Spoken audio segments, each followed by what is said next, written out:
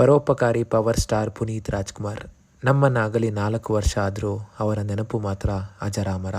ಒಬ್ಬ ಅಪ್ಪಟ ಅಪ್ಪು ಅಭಿಮಾನಿಯಾಗಿ ಕೆಲವು ವಿಷಯಗಳನ್ನ ನಿಮ್ಮ ಜೊತೆ ಹಂಚ್ಕೋಬೇಕು ಅಂತ ಅಂದ್ಕೊಂಡಿದ್ದೀನಿ. ಅದಕ್ಕೂ ಮುಂಚೆ ನೀವಿನ್ನು ನಮ್ಮ ಪೇಜ್ನ ಫಾಲೋ ಮಾಡಿಲ್ಲ ಅಂದರೆ ಮಾಡ್ಕೊಳ್ಳಿ.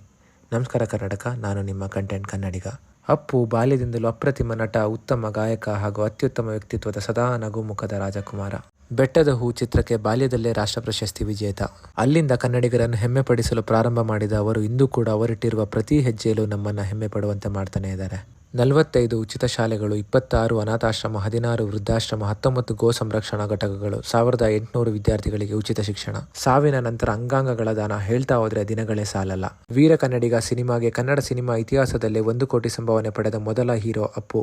ಗ್ರೀನ್ ಕರ್ನಾಟಕ ಅಭಿಯಾನದಲ್ಲಿ ಪಾಲ್ಗೊಂಡು ಸಾವಿರಾರು ಗಿಡಗಳನ್ನು ನೆಟ್ಟು ಇಂದು ಆ ಮರಗಳು ಲಕ್ಷಾಂತರ ಜನಕ್ಕೆ ನೆರಳು ನೀಡ್ತಾ ಇದೆ. ಒಬ್ಬ ವ್ಯಕ್ತಿ ಸಾವಿರಾರು ಜನಕ್ಕೆ ಸಹಾಯ ಮಾಡಿ ಸಾಸಿವೆಯಷ್ಟು ಯಾರಿಗೂ ಹೇಳದೇ ಇರೋ ಗುಣ ನಮ್ಮ ಡಾಕ್ಟರ್ ಪುನೀತ್ ರಾಜ್ಕುಮಾರ್ ಅವರದ್ದು. ಕನ್ನಡ ಚಿತ್ರರಂಗದ ಹಾಗೂ ಹೋಗುಗಳ ಬಗ್ಗೆ ಚಿಕ್ಕ ವಯಸ್ಸಿನಿಂದಲೂ ಅರಿತಿದ್ದ ಅವರು ಹೊಸ ಪ್ರತಿಭೆಗಳಿಗೆ ಅವಕಾಶ ಸಿಗಬೇಕು ಅಂತ PRK ಪ್ರೊಡಕ್ಷನ್ ಶುರು ಮಾಡ್ತಾರೆ.